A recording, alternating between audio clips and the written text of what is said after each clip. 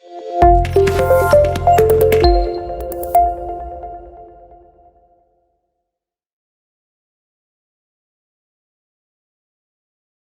Welcome, everybody. Happy to have you here today. Just letting people in as we go. I'm Brad McCabe from Sponsor Circle. Pleasure to have you joining the latest in our conversations around sponsorship and branding. Really happy to have Nithya Ramchandran from T1 joining us. Should proved to be a pretty interesting and, following the news, a really timely conversation about different activities that are happening in the real world and going from there. But before I get into it, just want to promote our next upcoming session. We're going to have Kylie Robertson from the Toronto Six. And working on another speaker to come and talk about up-and-coming women's teams in sport and how the leagues are trying to break through and gain awareness and fan development. So it should be a pretty good conversation. Looking forward to developing that. But to get into today's session, talking about equity and how equity and inclusion are being utilized within sponsorship. And I think there's a couple different elements to it when it comes to, there's your organizational staffing and creating, an equitable space there, but then also how brands are using it to further their engagement. Let me pass it off to Nithya to do a bit of an introduction on who she is and what she's doing in T1. Yeah, sounds good. So hi, everybody. My name is Nithya. My pronouns are she, her. And as Brad mentioned, I work at T1. I'm the president and chief strategy officer there. I've been in the role at T1 for about a year and a bit, but the presidential piece is a bit of a promotion in January. So excited to kick off this conversation. It's definitely a passion point of mine. And, this larger DEI-B conversation that's been happening in the market, but really honing in here on what that means from a marketing lens, what that means from a partnership or sponsorship lens as well, and how we can all do better, let's say, in this space as well. So excited to get into it. Yeah, and I guess the best starting point that from the conversations we've been having, and I think it really is sort of a defining point, is everybody talks DEI, and it's a big buzzword. Companies are trying to work towards some DEI component of their organization, and I guess just where do you think that fits in terms of terminology? Is it actually moving forward, or is it just ticking a box in terms of what people are doing?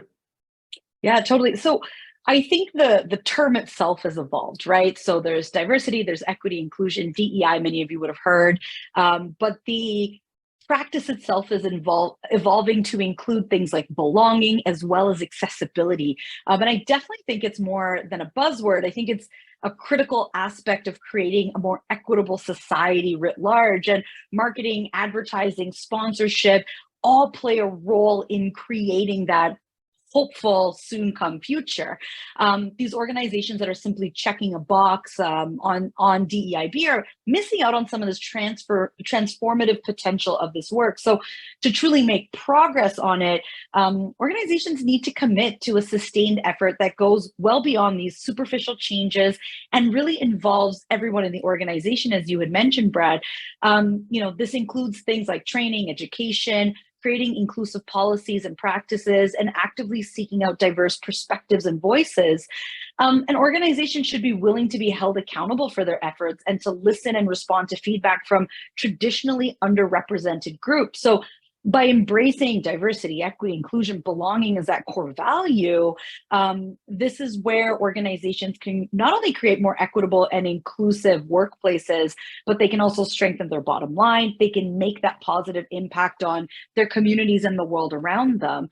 And sometimes sounds like some pontifications, but really the numbers are starting to back this as well. So a Deloitte study found that organizations with more diverse and inclusive workplaces are 6 times more likely to be innovative and agile, 2.3 times more likely to meet or exceed financial targets, and 2.9 times more likely to be identified as a top performing company.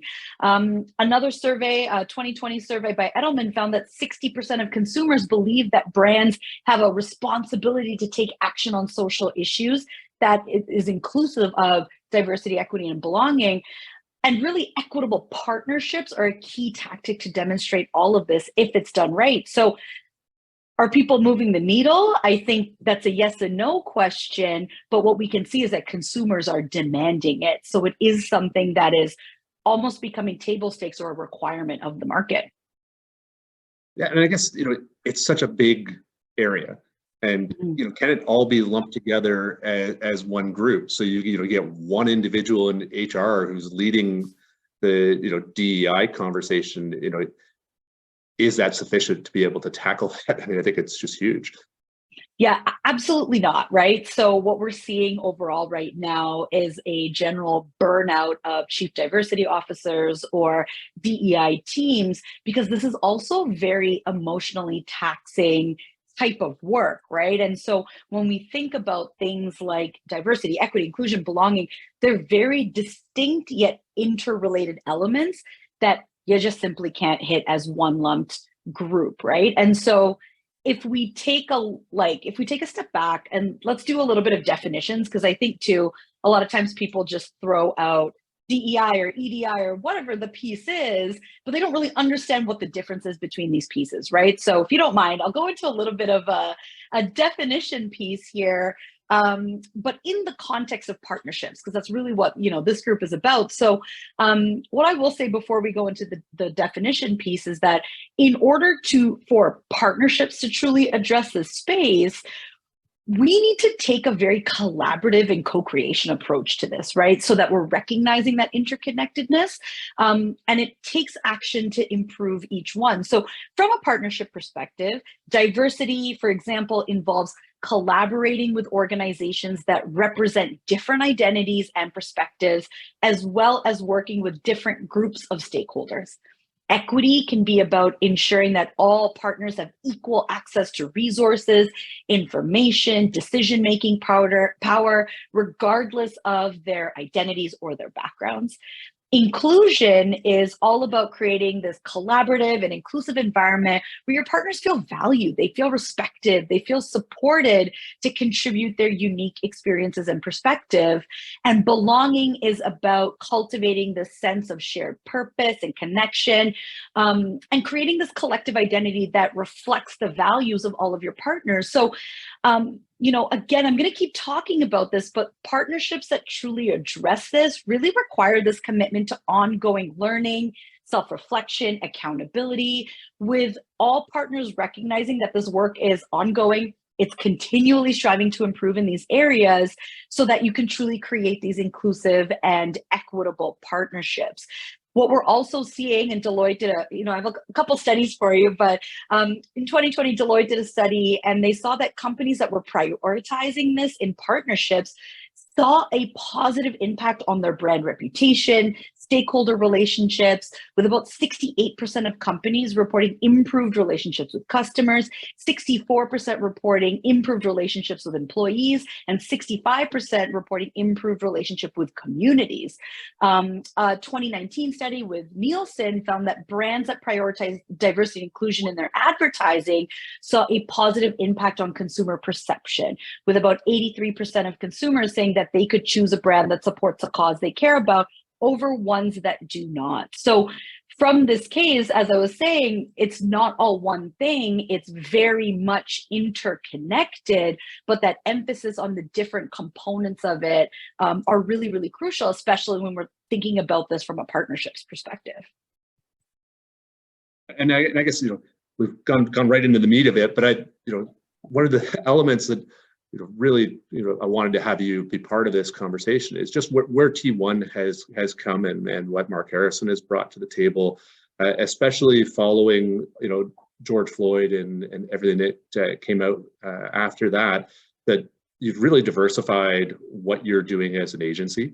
And there are so many, sort of lead activities that I would say that T1 is doing, and maybe it'd be great to hear the background on that and the motivations for doing so. Yeah, 100%. And, one of the themes that we talked about was long term, right? And this is something that we're really committed to. We've made some really great strides in the past few years. I'm happy to provide a bit of a snapshot there. So internally, for example, we've launched several initiatives to increase the diversity within our workforce, for example. We've also been putting a big emphasis on equitable practices internally. So that includes things like expanding our recruitment efforts to target underrepresented groups. It includes things like removing requirements for applicants like university degrees. And it also includes things like pay transparency on job postings, debiasing job postings, for example. We're also really focused on building a more inclusive agency with the ultimate outcome being of belonging. So we have employee resource groups that also focus on neurodiversity, on mental health. For example, on newcomers to Canada, we've been doing a slew of different types of trainings that are inclusive of anti-oppression training and mental health. We didn't want to do things like unconscious bias training. We wanted to go deeper. And so we offer a quarterly anti-oppression training, for example. And we also gather feedback from our team regularly to ensure that their voices are heard. So we do a biannual well-being survey. So again, also focused on the different dimensions of well-being. As you mentioned, Mark Harrison. So, T1 was founded by Mark almost 30 years ago. So we're a Black founded agency. We're independent. We're women of color run, and our leadership team is gender balanced, which is something that we are very proud of. In terms of the nonprofits that you mentioned, so within our collective, which is called MH3 Collective, we also have two nonprofits that were founded kind of in the wake of the resurgence of the Black Lives Matter movement in 2020. One is the Black Talent Initiative, and the other one is Park Street Education. So the Black Talent Initiative really focuses on empowering the Black kind of leaders of today and tomorrow through networking opportunities, jobs, mentorship, etc. And Park Street Education focuses on democratizing the quality that you get in private education towards traditionally underrepresented groups and children as well. From a T1 perspective, with that, in terms of a business, we've also built our give back model, which looks to commit funds to both the Black Talent Initiative and Park Street Education from our bottom line. So what you'll find for most organizations is they're happy to donate when it's from their top line and they're a very profitable company. For us, regardless of what that balance sheet hits, it was important for us to build that as part of our business strategy. So we always have contributions from our bottom line to both Black Talent Initiative and Park Street Education. And that was something that was at a core and fundamental to us. So, looking forward, we plan on continuing to push ourselves to do better and better, to be better allies in that fight for equity, for justice. And we're really committed to fostering a sense of belonging for our entire team, really making sure that our business decisions are grounded in our values and purpose, but also looking at what are the frameworks and guidelines that we can push with our clients, knowing the impact that they have to so many people. So we're also very committed to kind of, as we like to call it, breaking the brief and pushing the limits of our clients to see how they can also be more impactful with their efforts as well. Yeah, and I think that kind of leads into where I was thinking of the fact that you've got this great momentum that you've created, and how has that resonated with your clients in terms of delivery and trying to put that in action? Yeah, I think it's always a bit of a challenge. I think we're working with a client right now who wants to, for example, debias a bunch of their processes, approach the way that they do marketing differently. And it always sounds great in theory, but the big realization that we have is when we start doing this work, it is challenging when people need to address the biases that exist within them, when they need to look at the challenges that exist within them. It's some heavy work, it's some hard work. And so going in with an open mind is really, really crucial to this work, but also being open to learning is important. Being open to feedback and change and accountability are all super important as well. So I'll say it's important work, but it's challenging work. It's tough work. There is a payoff in the end, but it's not easy. It's not easy at all. Yeah, and when I think you look at your standard activation that you might bring to life for a brand, and you're doing, you've got a touring brand ambassador team, and you're doing handouts, and you're having fun engagement with audiences. This seems to bring a different focus, and that it's got to go beyond the marketing team. So do you start having conversations with HR, other leadership in at the brand level, or do you see that conversation happening? Yeah, it needs to happen. I find sometimes it depends. Some organizations, this is led from, for example, HR, some organization that's maybe led from a marketing lens of what they're hearing from consumers doing. But where you'll see the most successful examples of this work is when that entire leadership team, that entire organization is holding hands and wanting to make that different. You would have seen things like this. Of course, we'll talk about Nike and Cap and Colin Kaepernick. But when you see, full leadership teams, multifunctional in that way, holding hands is where you see the most success. So it's also this understanding that, DEIB cannot be sequestered to the HR team, to the marketing team. It needs to be something that's part of an organizational DNA.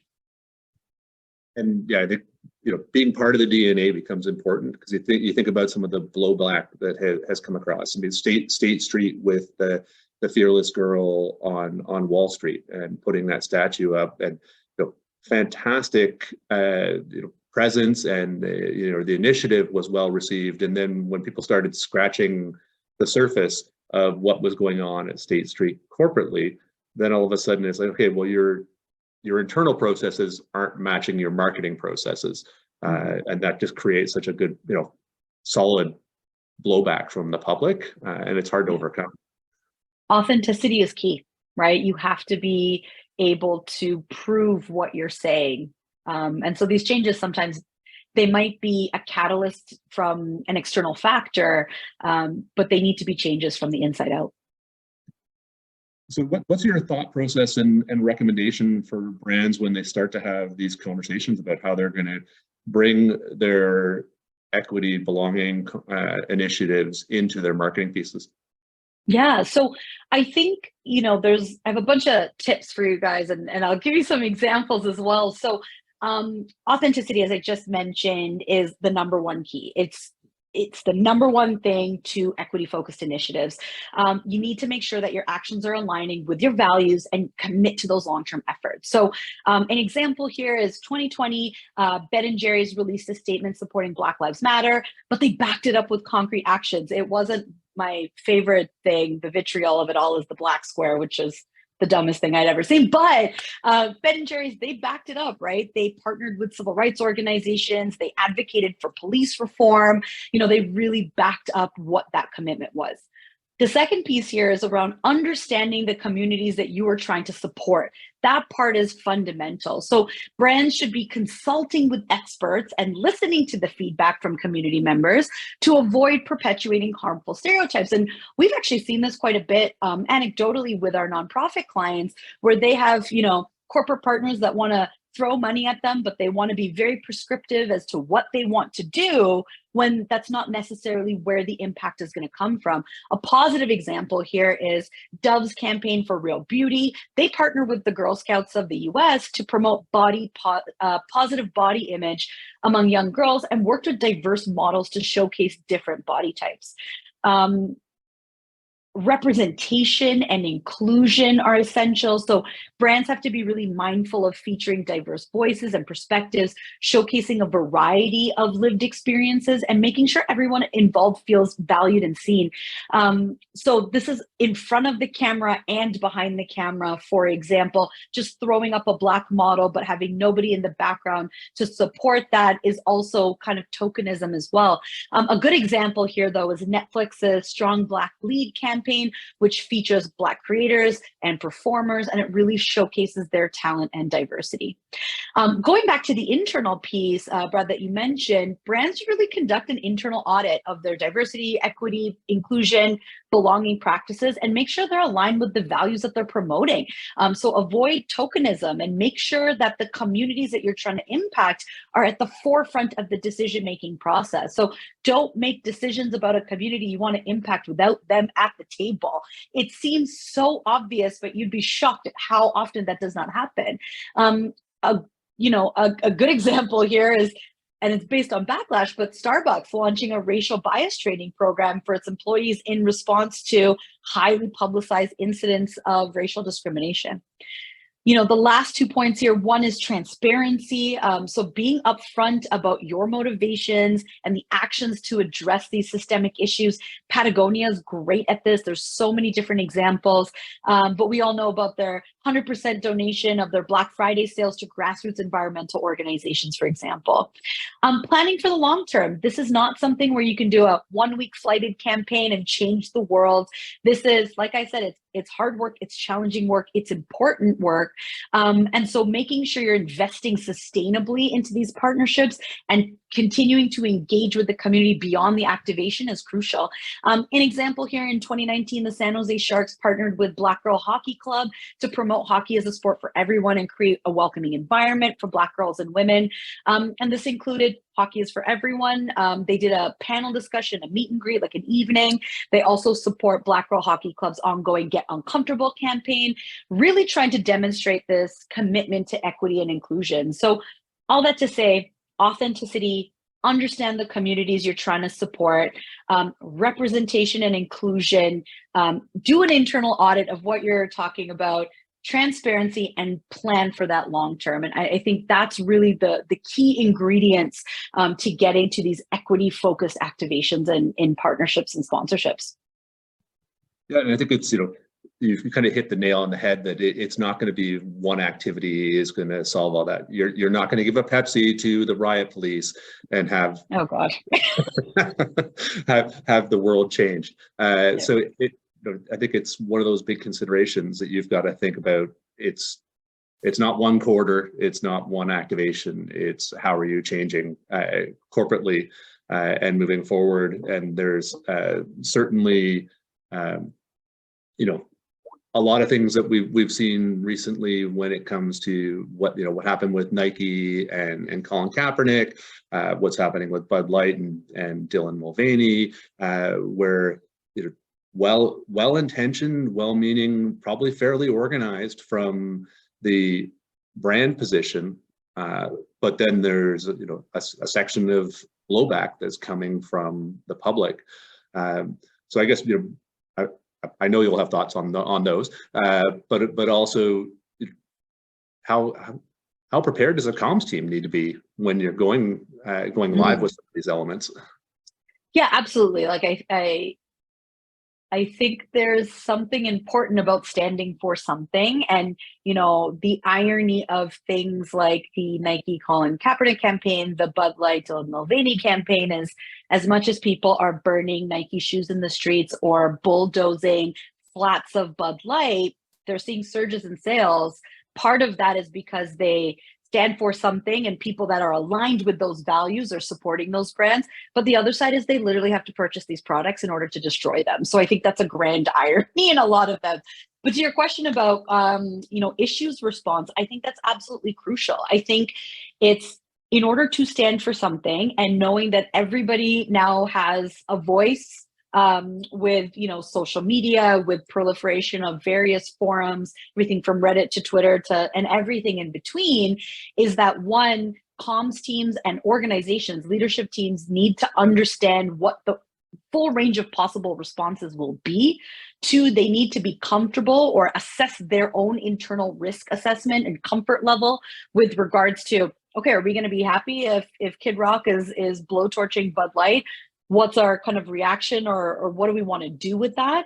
And then the third one is decide what that response matrix is. And this is where having good partners or internal folks at the issues response side is going to be really crucial. But I would say that for any campaign, but I think especially for campaigns that focus on specific social justice issues, it is important to be prepared as well. And also make sure your leadership teams and your internal stakeholders are prepared so that, if they're getting the calls from the media or if it's coming up on a quarterly earnings report, that narrative is also cohesive internally as well.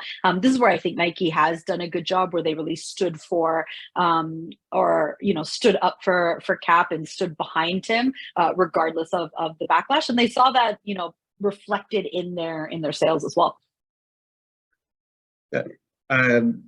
You get all these initiatives and you've got them in play, and I think sometimes it gets so embedded in it, it's a black conversation. And have you had to work with brands to say, okay, it's got to be a broader piece? And definitely with American organizations I've worked with, that when we start talking diversity, it's a black and white conversation, excluding so many other parts of the community. Yeah, as much as there's similarities between the US and Canada, there are also those differences. And I do find that one, when we talk about DEIB writ large, we need to acknowledge that there are several different dimensions of diversity. And, Feminuity, for example, a Canadian DEI consulting company, has a really great resource where they speak to 40 plus different dimensions of diversity. And that's not even hitting elements of intersectionality as well on top of that. So when we think of some of the basic levels, when you think about it, it's racialized individuals, the LGBTQ plus community, people with disabilities, gender, then you have age, ethnicity, et cetera, et cetera. Like, it keeps going on. Like I said, there's 40 different dimensions of diversity, and not even touching intersectionality within that. I find within the racialized people conversation, when we're talking about that traditionally underrepresented community in Canada, it is a little bit more the term BIPOC is embraced a lot more in Canada. The conversations around Black and Indigenous people, and I think that's based on our history of the generational genocide, the colonialization within Canada, very much focused on the eradication of Indigenous people, and we did have enslaved individuals in Canada as well, that are traditionally from Africa, and so there is that conversation that is inclusive of a couple of different places or different groups. I apologize. In the U.S., however, it is predominantly around African Americans or Black people because of the transatlantic slave trade. And I think it's a reality culturally where these other issues with regards to Indigenous people or other racialized individuals, it's not that they don't exist. It's just in the equity conversation, a lot of times we use the analogy of a burning house, right? Like, it's not a matter of, if you have a row of houses, you need to fight the house that's on fire. You're not worried about the houses that have smaller fires or are not even on fire, potentially could be on fire. You got to kind of triage this to the biggest issue. And sometimes that conversation needs to happen. But I think from a client consultative area, I think the conversation that needs to happen is, what is your brand's purpose? What are your brand's values? What are your objectives with doing this, right? And making sure that people are doing things for authentic reasons and genuine reasons, and not just saying, well, it's on vogue right now to put up a black square, so let's do that. Or because of Black Lives Matter, we have to do XYZ as a PR stunt, or doing it for a public relations stunt. And that's where the narrative needs to change. So I think all of it comes down to authenticity. All of it comes down to what makes the most sense for that brand in their communities. And that's really what the litmus test should be. And I think measurement and trying to figure out what success looks like seems nebulous. And I don't know whether you've got experience you've seen where people have established KPIs that they're looking to get out of initiatives they're working on, and whether you have some examples you can share. Yeah, examples are always, a tough one in the measurement space, in this case at least, because as with most measurement, it should be customized again to those objectives. But, some guidance here when you think about these equity focused partnerships or activations within it, first step here is to really define clear and measurable goals and objectives that are aligned with those values and with the values of the initiatives, right? So some ways that you can do that is, you can track metrics like increased representation of underrepresented groups, engagement levels, reach, awareness. So taking some of your classic marketing KPIs and applying it to this lens. Qual, right, is really important in this place. So feedback from diverse communities, testimonials, case studies, because what you want to do is try and gain some insight into the real world impact of this partnership on the individuals, on the communities. Your worst case scenario is, it's the Coke can to the riot police, or the Pepsi can, sorry, the Pepsi can to the riot police. It's something that's performative or tokenized. You want to make sure that you're getting that qualitative feedback as well. And that will help you evaluate the long-term impact of your equity-focused activations, right? So you have your short-term metrics, but if you want to really assess that meaningful change in the industry, societal attitudes, practices related to diversity, equity, inclusion, that qual is really, really important as well. So what you want is, you want the data, you want the insights, you want to be able to continually assess and improve, because you should and want to make data-driven decisions so that your strategies are getting refined, your tactics have that greater effectiveness and impact. But also that feedback needs to be from those diverse communities. You need to listen to their voices. You need to incorporate their perspectives into your measurement and evaluation process to make sure that your initiatives are inclusive, they're authentic, they're aligned with the needs and expectations of the communities that you're trying to support. So like I said, it's not just about the numbers, it's also really about trying to understand the lived experiences of these traditionally underrepresented groups, right? Acknowledging their contributions and creating these meaningful and sustainable change in the industry or in society writ large. So you can drive positive impact, you can make that difference, but it's really about making sure that you have the right metrics, you have both your quant, you have your qual, and you're co-creating what that measurement impact looks like with these partners and communities that you're trying to make an impact on. And including those outside voices has huge importance. And I guess sometimes I've seen organizations, and I'm going to pick on the Edmonton Eskimos just because it was obvious what ended up happening. Was they brought in a viewpoint, and they had a viewpoint that supported keeping the name, and there was a broader community of people from the same representation who were against it, and that did end up becoming incorporated, and they're now the Elks. But is it easy to stop when you've got one person who validates what you want to do, or how far and how broadly should you reach? Great question. Yeah, confirmation bias is a real thing, right? People love using data and stats to support their opinion, to be more credible, or to also convince themselves of what their opinion is true. I think this is also where, the idea of DEIB, the idea of purpose, of values, is not the ownership of any one individual or one function within an organization. This is where the leadership of an organization, or the organization writ large, really needs to hold hands and be about implementing and integrating that into the way that they do business. And so with something like that, yeah, it does come down to what were the Edmonton Elks, and I'm an Edmonton girl, so I, have a particular giggle with it, but I think with that, it's what were the Elks aiming to achieve with doing that? Were they trying to do the right thing? Were they just trying to follow what was happening in the market, right? What were they trying to achieve with that research? And I think this is where clear objectives and intent and purpose is really, really crucial before embarking on these, because sometimes you might not like the results, and having the right strategic framework in place, rooted in your purpose and your values, is what's going to help drive how far or not you go. And you may or may not want to answer this, and if you don't, I can understand. But have you gone down the road with a client, or you've seen it with a brand where they started an initiative, they were working towards something, and then realized that it wasn't the right track, and then how do you have that frank conversation?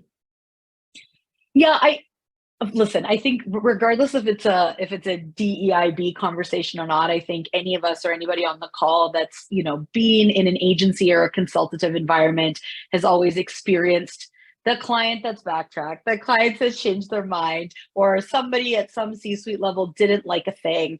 I think part of it is being a good consultant, doing the pushback, right? Giving the strategic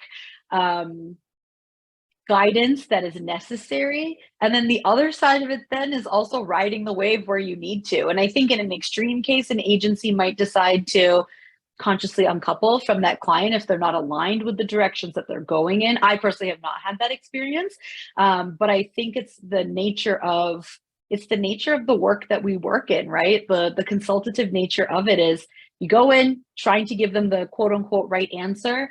But if that needs to shift and change and you need to ride that wave of change and hopefully get them as close to the goalpost as possible, that's what you need to do. But people also hire, or clients and brands hire agencies for a specific reason. And a lot of times they're trying to align those values just in that way. And so I think sometimes that's also where the pushback and the steer is also welcome. So I kind of answered your question with a non-answer. That's all good.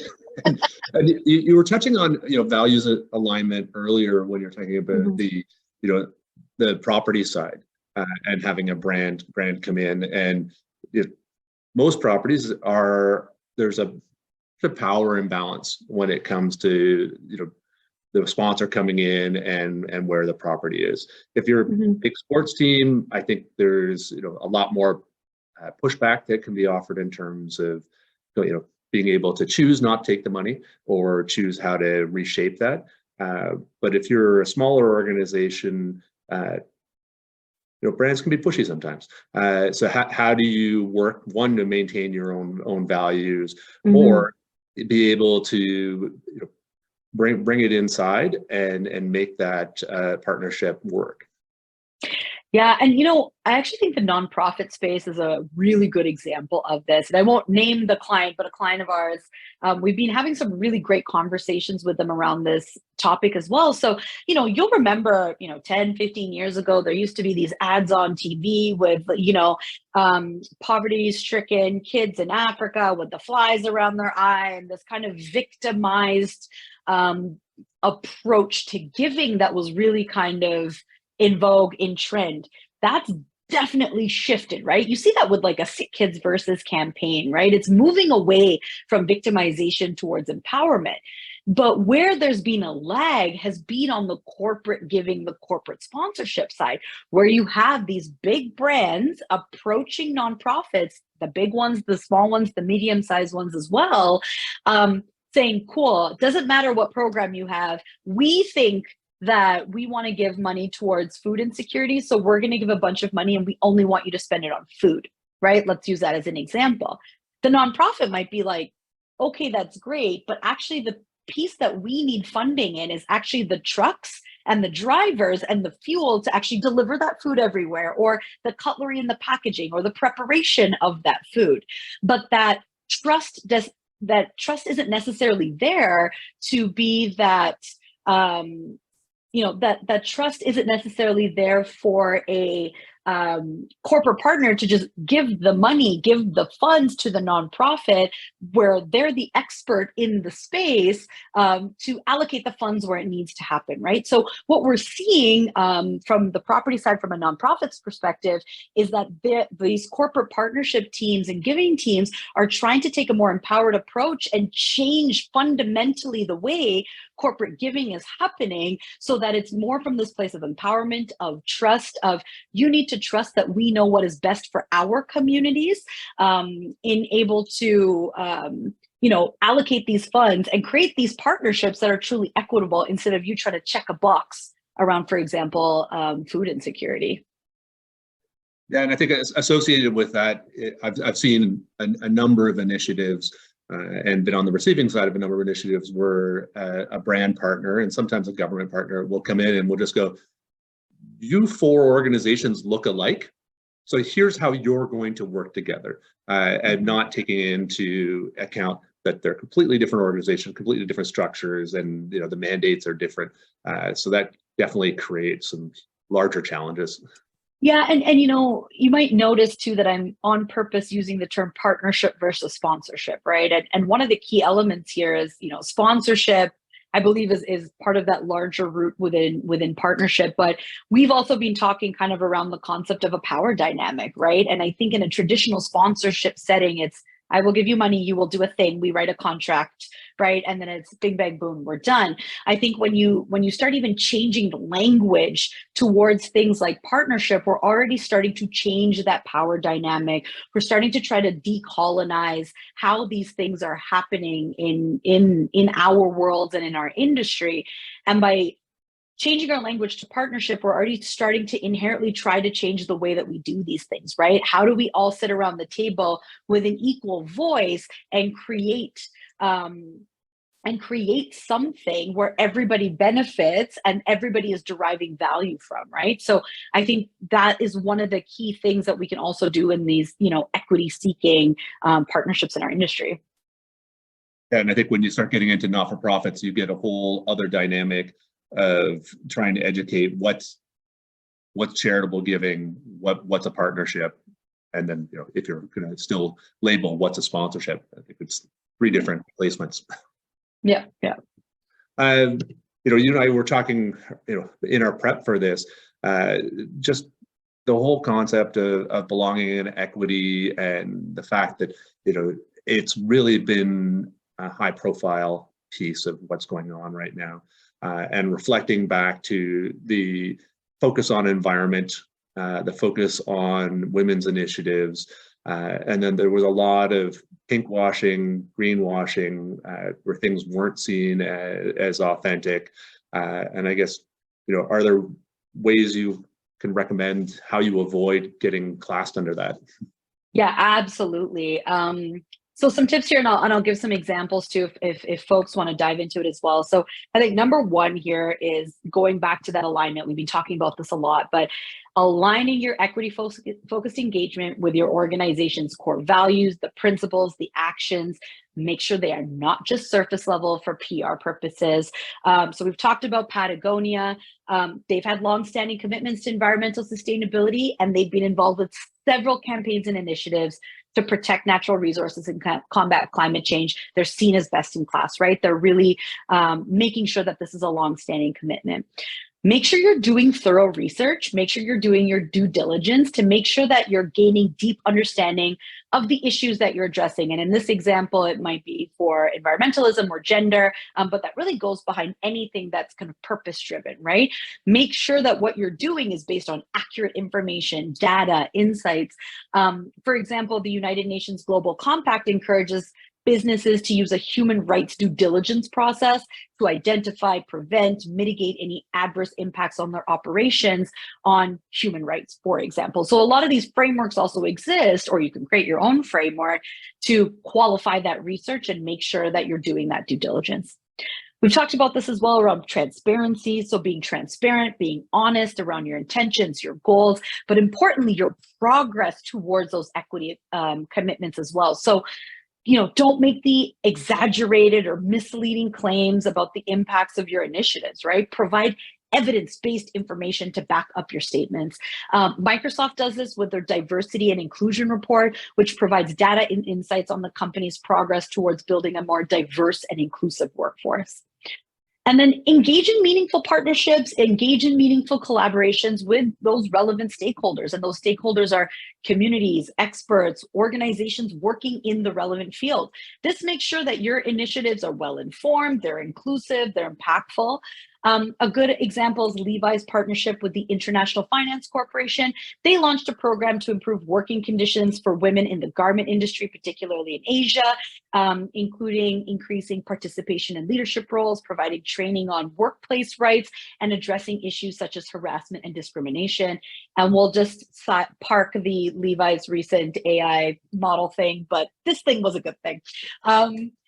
The next one here, as part of that engaging in meaningful collaboration is listening to and amplifying the voices of underrepresented groups who are directly affected by the issues you're addressing. So involve them in decision-making, give them a seat at the table, implement processes that they've suggested for your engagement. So for example, there's a Canadian organization, the Women's Health Research Institute. They involve women in the design, implementation, and evaluation of their research, making sure that any unique health needs and perspectives of women are addressed. So that's a really great example of how you are including women lifting and amplifying their voices as part of that decision-making process. Got to get rid of the tokenism, got to get rid of the performative actions, no more black squares. If you guys learn anything from this, please, no more black squares, no more check marks. It's superficial, it's insincere, it's tokenism, it's not a good look. So make sure you're prioritizing substantive action, trying to drive that real change and contribute meaningful progress towards equity goals. So Unilever's Sustainable Living Plan has set targets to reduce the company's environmental impact and improve the health and well-being of its customers, employees, and communities. Another example is, Danone being the only, I think, publicly listed company to be a certified B Corp, for example. So making substantive, changes. I think a big piece of this as well is being willing to learn and adapt and improve based on feedback, insights, evolving social, cultural, industry dynamics. This isn't something where you can write a plan and it sits on a page and it's going to be true forever. The world is changing too much. So you need to learn from the changes, but also acknowledge and rectify mistakes and missteps. So demonstrate that commitment to continuous improvement. Google, for example, they faced a lot of criticism for its lack of diversity and inclusion. So they launched a ton of initiatives to increase representation and promote equity in the tech industry, for example.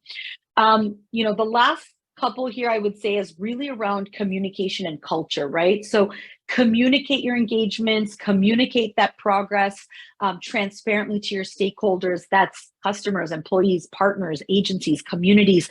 That's how you build trust, you build credibility, you build accountability. TELUS, for example, publishes their annual sustainability report and has detailed information about their environmental and social initiatives, their efforts to promote gender diversity and inclusion in the workplace. And they also engage with stakeholders through regular communications and feedback mechanisms to make sure that there is transparency and accountability in their sustainability commitments. Wealthsimple also has a page that they update every quarter that speaks to their progress against their equity commitments. And then ultimately, internally, you want to foster that culture of equity and inclusion within your organization, right? So making sure you're not just speaking about it externally, but it's an inside out change. So internal policies, internal practices, actions that align with those external engagements, because you don't want to be contradictory. You don't want that inconsistency between your public commitments and your internal practices. Salesforce has an equal pay initiative, for example, that it makes sure that all of their employees are paid fairly and equitably, regardless of gender, race, or ethnicity. And ultimately, you want to regularly review, assess, benchmark your equity engagements against industry best practices, against standards, against benchmarks. This really makes sure you're meeting or surpassing expectations and avoiding any perceptions of greenwashing or pinkwashing. So Bullfrog Power, for example, regularly reviews and benchmarks their environmental commitments against the highest industry standards. And they do that by reporting sustainability initiatives like their greenhouse gas emissions, energy uses, renewable energy projects. Listen, that was a lot of information. That was a lot of case studies, but essentially at the end, it's authenticity, it's transparency, it's inclusivity, it's substantive actions, and it's continuous improvement. Those are going to be your 5 keys to avoiding perceptions of greenwashing, pinkwashing, rainbow washing, whatever washing you're doing in your equity-focused engagement. It's not about optics, right? It's around making genuine, lasting impact on the issues that you're trying to address. Sorry. And a lot to take in. Yeah. And anybody has any questions, feel free to drop them into the chat. I've also got a bunch of questions you guys send in ahead of time. And one thing, just picking up off everything you've just kind of said, there's an empowerment piece about no, and there's a lot of power in the comfort and the ability to say no sometimes, whether it's coming from the brand side, whether it's coming from the property side.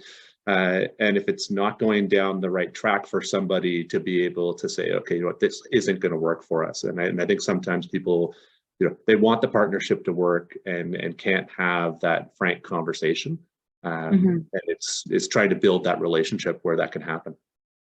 And like I said, this isn't easy work, right? Trying to change the power dynamics within our industry between brand versus property or nonprofit, for example, is substantive work. It takes a lot of courage to do that. And it takes a lot of stakeholder management to do that as well. If you have a big brand and you're a property or nonprofit and you're going to decide to say no to that opportunity because it's a misalignment of values or anything like that, that takes a lot of courage, that takes a lot of education, that takes a lot of stakeholder management. So like I said, it's not easy, but the right things rarely are, I'm finding. And I feel like that might be a movie quote, but And one of the questions we had, we've kind of circled around it through the conversation, but looking at there's political elements that are in play. NHL is a perfect example of what happened with the All-Star game. They had the massive initiative to increase diversity in their workers, as well as encourage people to come and work within hockey. And because of a political push, they changed all that and pulled back. And I guess it's a big onion to unpeel, but I don't know if you've got any thoughts on where that's going and that kind of backlash that we're seeing. yeah, I think it goes back to this analogy that we had around, your leadership team and the functions all holding hands and being that connective thread that's supporting these initiatives. Because if you have that strong thread and network and foundation, you get the pushback. It's everybody coming together to stand up for something and stand up for that specific initiative, where your external commitments and your internal policies are not aligning is where some of that pushback then breaks through that, right? Because it's not reflective. So I would say it's a lot of the theory that we talked about around contradictions between external and internal. I think this was just an example of that. If it's kind of getting pushed over because that foundation isn't set internally. And then, associated with that is how long is the impact going to be? Because as we were talking about the Dylan Mulvaney and what's going on with Bud Light, a lot of the stuff I've been reading around it has said it's having an impact, but it's a matter of weathering it, and then it'll wash itself away. And whether that's the right approach or not, I guess depends on your comms team. But I think it depends on your comms team and your leadership team, right? I think this is your Nike versus Bud Light example of, when folks were burning Nikes in the street after, they were supporting Cap and taking a knee, they didn't back down from that, right? And they pushed behind that, but that's a full company decision to do that and a leadership decision to do that. With Anheuser-Busch coming out and kind of giving a vague statement of what's happening and wanting to wash away something that's happening, again, that tells me that was that really aligned internally? Perhaps not, right? And it's tough because the US, it's such a there's so much politics right now among trans people, which is really unfortunate. And this kind of erasure that certain factions within the US want to have of trans people, they're not going anywhere. You can't erase them. Trans people have always existed and they're not going anywhere. And so to even suggest that this is something that will just go by the wayside, I think in itself shows the lack of understanding of those lived experiences, and shows a lack of understanding of truly engaging with those communities. This is where that authenticity is just so crucial. Daniel asked early on about some of the stats that you had pulled out just when you were talking about the Deloitte stats and some of the other research that's been done. Is that available to be shared, or is that public access? Absolutely. And guess what? Because I wrote it in my notes, I'm just going to copy and paste it into the chat for you. And I hope that works for you. There we go. Perfect. Well, this is a huge topic, and I think we've pretty much scratched the surface of all of it. Absolutely. And I definitely appreciate you providing context to it. And anybody who attended the Sponsorship X in Montreal this past November, Nithya hosted a great session there, and just 2.5 days of conversations about belonging. There's a lot going on in the industry, and I think there's a lot that can be done. It's finding your path. And I'll pass last comments off to you. Yeah, thank you for the sponsorship X shout out. So if folks are interested, our next sponsorship X at the end of July in Whistler, BC. So come through. It'll be a great time. Yeah, like we said, I think this conversation is an important one. I think, as much as people from underrepresented groups are not a monolith, neither is DEIB. Diversity, equity, inclusion, belonging, accessibility are all fundamental pieces of a very large conversation. I think it's our responsibility within this industry as partnership professionals, as marketers, as communicators, to look at what our role is to make this impact in the societal change. We have a huge responsibility as people that put out content, activations, things that consumers and audiences see. I think we have a role, a responsibility, an opportunity rather, to make these changes that we want to see. And I'd like to thank the folks that dialed into this call. You're here because you want to make that change. So kind of my call to action would be, how can we do better at our organizations? How can we seek that and build that equity and that belonging?